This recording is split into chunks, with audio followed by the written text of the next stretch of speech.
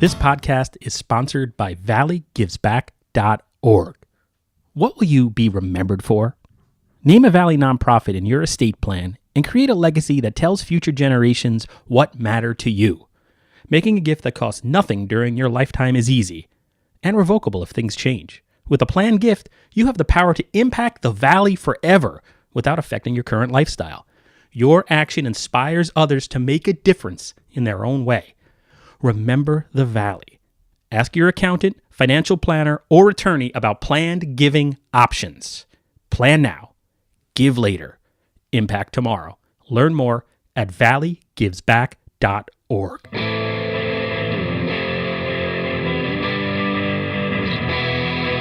For hundreds of years we brought you the news.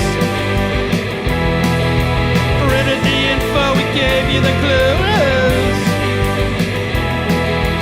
Owners' profits were always sky high. Changing market now threatens our lives. Post-literation, critical reading, dumbed down nation, signs of inbreeding. TV sucking ideas from our head.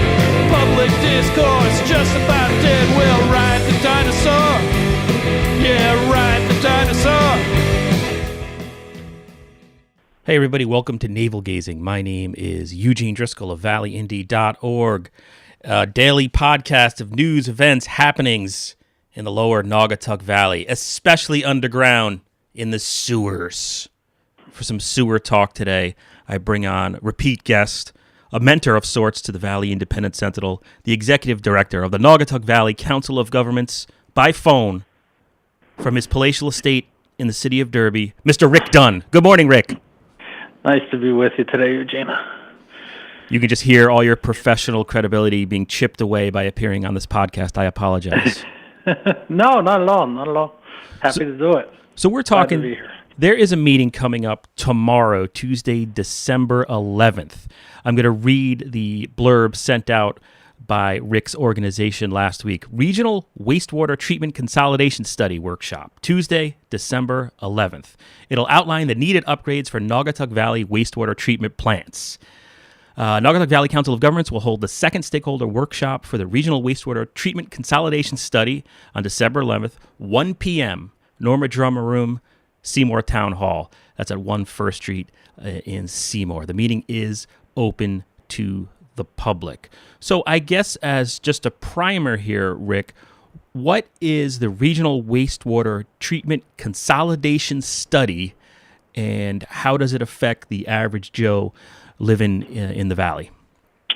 So the goal of the study is to take a look at the 5 communities that voluntarily came together to review options for regionalization that would lower cost and lower user fees for both residents and commercial businesses over time. So we're in the first phase of the study, which is developing a base case against which to measure various options and alternatives for the future. I know, in terms of the city of Derby is the city I'm most familiar with because I cover it and live in it, and the WPCA there over the years, over the last decade, has been a major cost and issue in the city. Do you find, or have you found, or is there anecdotal evidence suggesting that, these WPCAs are costing more and more money for these small towns and communities?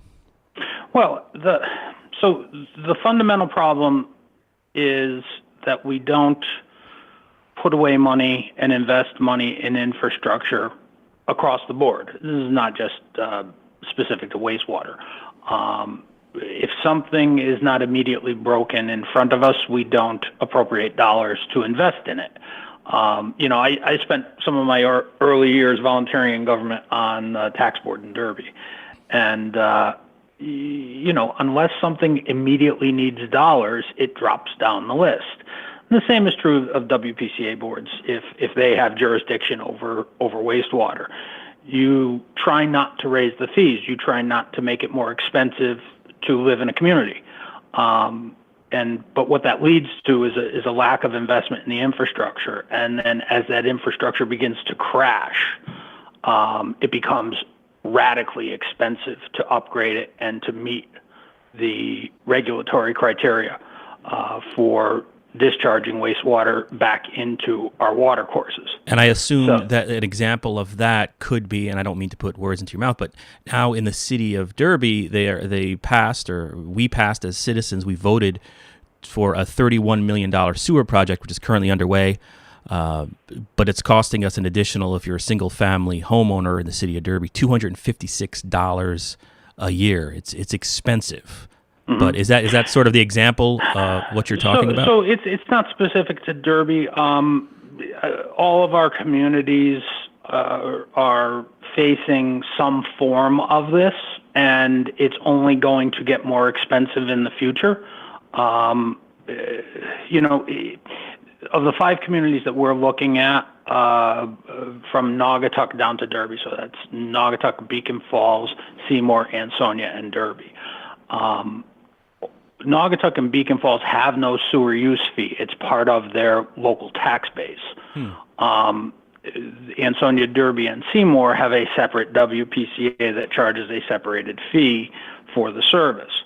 Now, it doesn't mean that communities don't pay. I mean, revenue has to be raised one way or another in all of these communities to pay for the system. But it's important. I think what people are going to find out tomorrow are a couple of things. So what we're looking at is what's the base case for each community so that we can have something to measure against, an apples-to-apples comparison, bringing each community's individual plant. So we refer to the facility, the plant, and then the collection system, which people forget about, which is the pump stations and the pipes all over the community that feed the untreated sewage to the plant before it's discharged. So those are the 2 major components.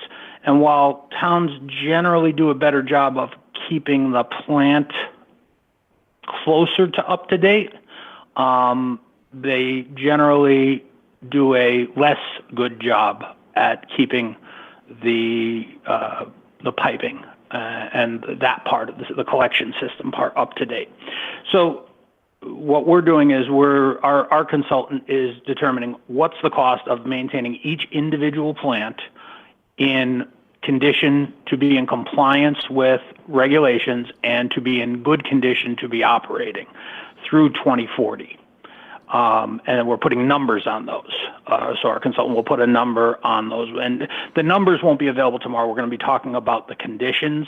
We'll have a number for, region-wide, how much money we're talking, order of magnitude for all 5 plants, all 5 collection systems. And let me just interrupt because I want to make sure I'm following you correctly. You're saying You're going to give an update tomorrow on the current condition of every facility, every wastewater treatment plant, and what'll keep it up and running up through 2040. Is that correct? How much it will cost to keep each plant and collection system in each of the 5 communities in good operating condition and compliance through 2040, and the cost of those numbers that sets a level base for each of those plants to operate and those systems to operate individually, and we'll put a cost on that. Then we're going to start to wade through what's called a long list of alternatives for regionalization options. So there are about 24 of those. There are actually 12 options. I think there are 24 when you get into all the A, B, and C options.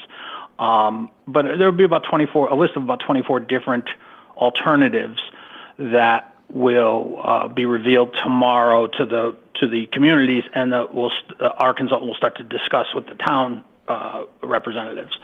The idea would be to get that long list of alternatives down to a short list, probably no more than 4 or 5 alternatives, although we may have multiple preferred alternatives in this case, and then be able to cost compare some of the various regionalization alternatives versus the costs to each individual community of going it alone. Going forward, yes. The maintaining the status quo versus these alternative options.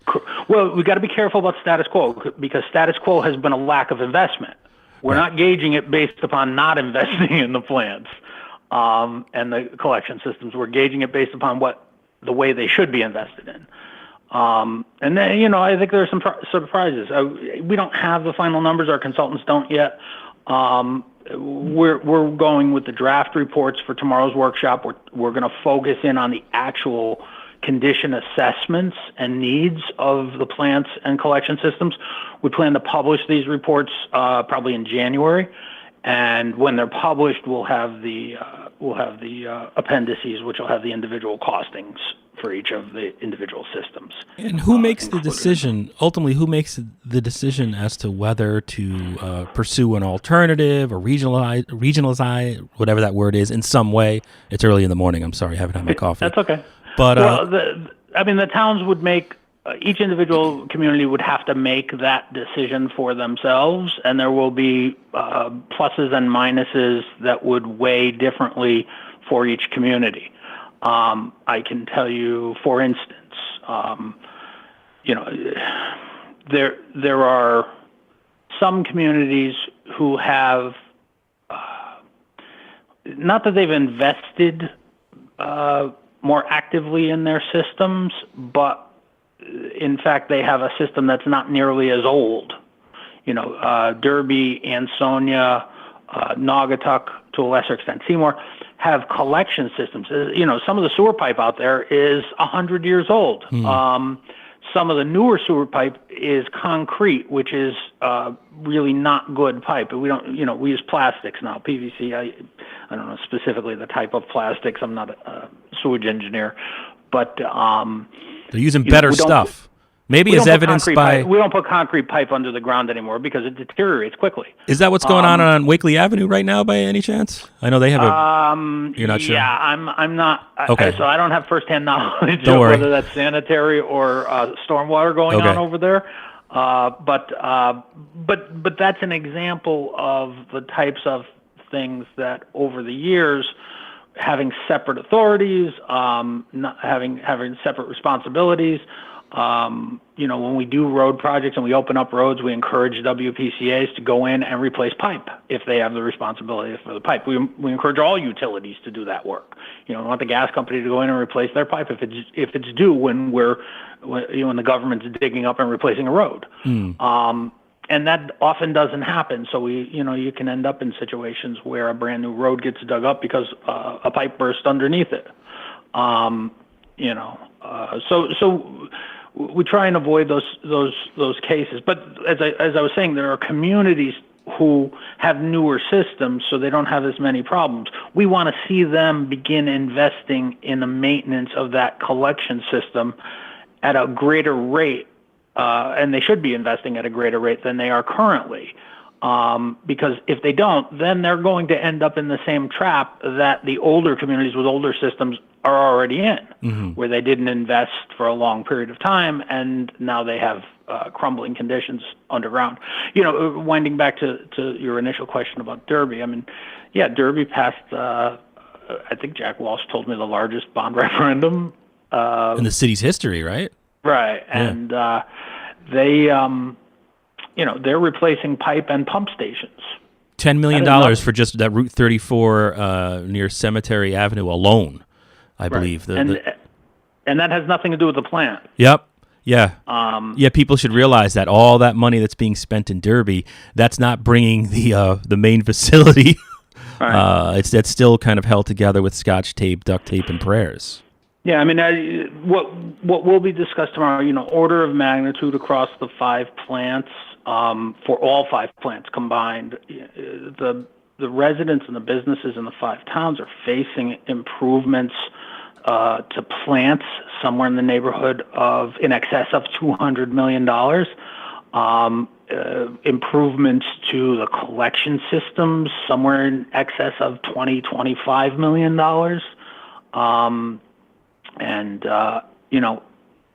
Annual investment in those plants and collection systems should be probably in the $3 million range, and all of those are substantially less today, if they exist at all. So the towns, on its face, and that's the reason we're undertaking the study. On its face, it looks like the go it alone strategy is not going to work for everyone in the future. It's not working for some of them now, and we don't think it's going to work for all communities going forward in the future. If there's some type of like consolidation or regionalization, does that open up an avenue for more federal dollars to come in and help some of these communities out? Because it always seemed ridiculous to me that as Derby residents in our small city in high poverty rates, we're paying $400 a year for a basic service, then $256 a year on top of that to fix the collection system and make some minor repairs to the main facility. So is there any chance for if like you team together, you get more bang for your buck? Well, I mean, that's exactly what we're looking at, and that's exactly what we're trying to identify. Generally speaking, though, the principles at work here of economy of scale, they don't necessarily disappear just because it's a government service or a public utility. There should be. We're going to look at several different options here. So we'll look at actually physically connecting some plants or eliminating some plants and see if that generates a savings.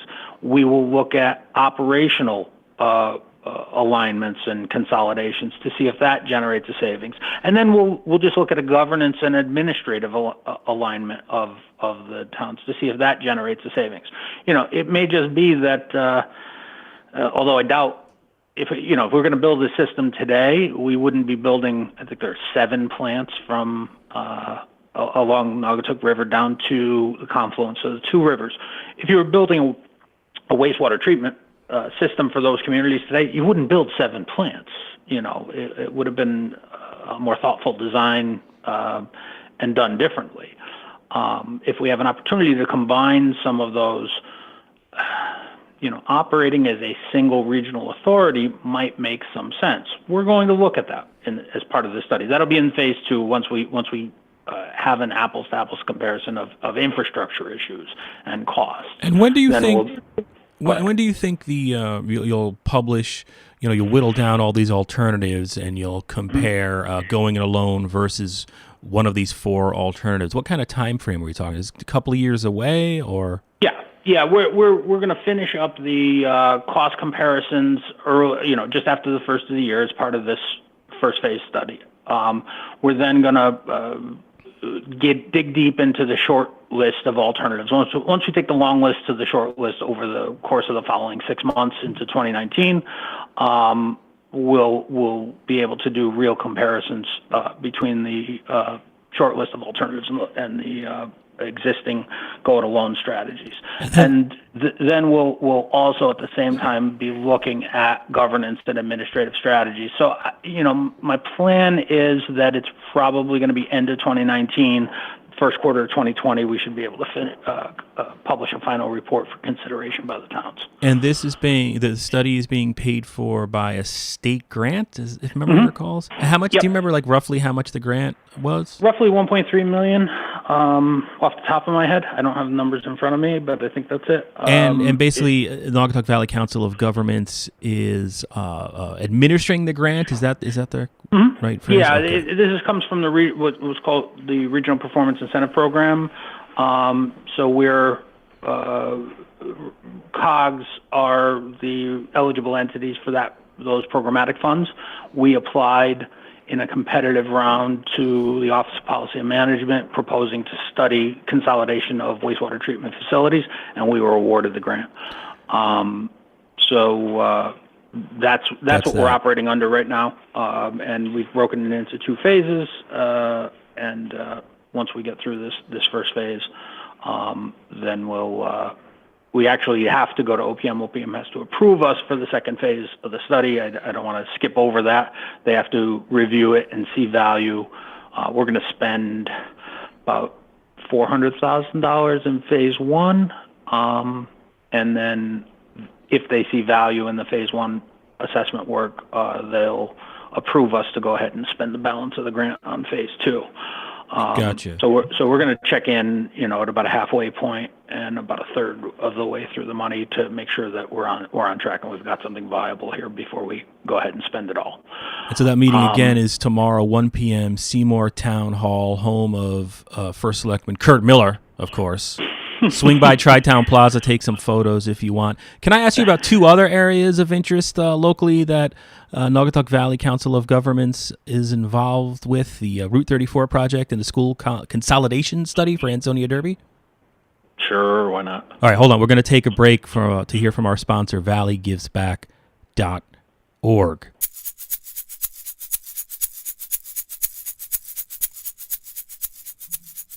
Hey, this is Eugene, most likely interrupting myself to bring you a word from our sponsor, valleygivesback.org. What will you be remembered for? Name a Valley nonprofit in your estate plan and create a legacy that tells future generations what matter to you. Making a gift that costs nothing during your lifetime is easy and revocable if things change. With a planned gift, you have the power to impact the Valley forever without affecting your current lifestyle. Your action inspires others to make a difference in their own way. Remember the Valley. Ask your accountant, financial planner, or attorney about planned giving options. Plan now. Give later. Impact tomorrow. Learn more at valleygivesback.org.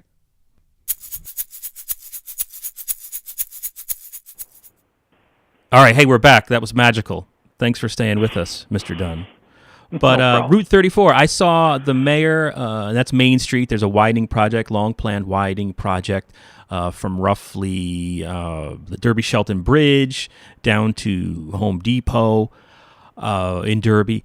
The mayor had posted on his Facebook page, a building came down a couple of weeks ago, the one right on Main Street, a small building there. Calvert Safe and Lock, their former home, was taken down.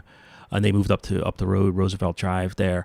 And then there were some test borings happening. So this is moving along, correct? What's the latest? What news can you break on the Route 34 widening? No breaking news, unfortunately. So where we're at is that we're still on schedule for 2019. The schedule is not formally pushed back yet, but as we get into the utility design work, and the delays with the demolition work that have been going on, we're losing weeks or months. But why is that delayed? What's going on with the demo that's delaying, like the former Aloha Tile building? Honestly, it's. I hate to give this as my standard answer. Insurance and insurance companies and lawyers, I like to blame them for everything. We're at the point where demolition companies and engineers have to sign off on the demolition of buildings where there are tunnels and raceways and voids underneath the actual buildings and roadway.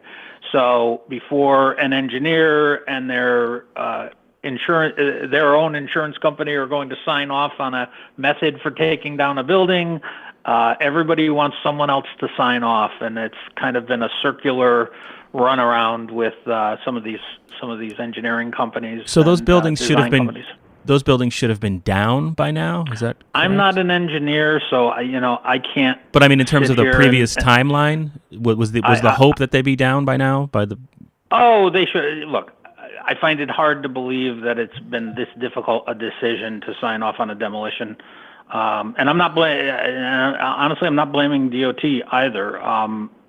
These are private engineering firms who have to risk their own, errors and omissions insurance policies, kind of like malpractice for engineers. So they're always very worried about that. And unless someone is covering each other or covering them for liability or covering the contractor for something that could go wrong during the demolition itself, it seems kind of ridiculous to all of us who are laypersons in this. However, that is what the delay has been with these last four buildings. They were in the original demolition contract with the Calvert building and the Litsky building, and they got pulled out. And what are the four buildings? The ones from Factory Street, between Factory and Caroline on the south side of Maine. Gotcha. Okay. So, But the utility work that's going forward, there are about 200 test pits that have to be dug as part of the utility work. And the administration is working closely with both DECD and DOT and my agency to work to keep the utilities in alignment and the roadway on the south side in alignment so that everything works out for the city's economic development plans as well as the roadway plans. They're trying to keep everything coordinated. No one wants to take one step forward and two steps back with construction work. And then on top of all that, you also have a developer interested in redeveloping the former Housatonic. Is that what the city does? Was? I don't. I work for the region. Well, yeah, when I said you, I just meant, all right, we, the royal we, the populace of Derby and its governing officials. There is a developer who's trying to get in there, too. I don't know if he or she, I don't know, but if they've submitted formal plans to the Derby P&Z yet, but there's a lot going on down there. And how about the school regionalization committee? What's the Naugatuck Valley Council of Governments involvement in that? Are you just sort of a pass-through for a grant that pays for this consultant, or are you actively following that? Or yeah, so we're the administrator for the grant for the temporary regional school study committee that was formed by the towns. We slog through a lot of legalese and, again, insurance requirements. I think we're signing a contract with the consultant that was chosen by the school study committee this week. I have not signed it yet, so I know it's not signed, but we'll be contracting this week. I think they're planning to get underway in the next couple of weeks with that. And but there will be a document that will be available with a scope of services, all the tasks and the deliverables. That should be available in the next week or so, I would say. Nice. You guys are busy up there. It seems like, are you busier now than you were in the previous incarnation of the organization? Well, that was the intention. The intention was to bring together more resources so that we could do more work on behalf of our 19 communities, as opposed to what we were able to do for just 4 communities previously. But honestly, the old Valley COG was more active in regard to these types of regional activities, regional service activities, as opposed to strictly planning activities. Mm-hmm. We're pretty busy. All of these fit very well. We're very hopeful. You had asked me earlier about if this lined up the cities for more funding or faster funding. Not necessarily federal funding, particularly on the wastewater, because there's less and less of that, particularly clean water funds right now. But our hope is, again, with the wastewater, is that moving to a regional setup where there will be a savings, not just for the local ratepayers, but for the state, where the state subsidizes a great portion of the long-term debt for these facilities.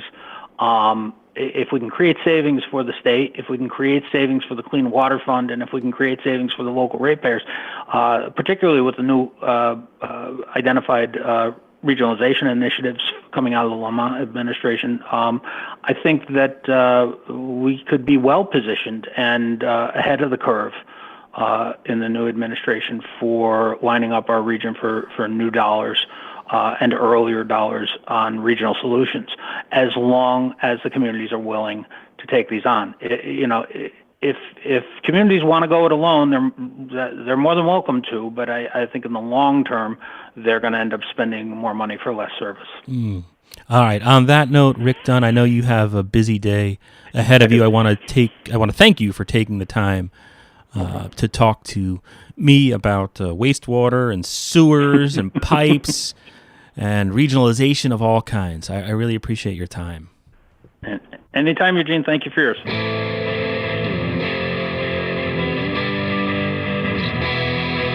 For hundreds of years we've brought you the news. Printed the info, we gave you the clues. Owners' profits were always sky high. Changing market now threatens our lives. Post-literation, critical reading, dumbed down nation, signs of inbreeding, TV sucking ideas from our head, public discourse just about dead.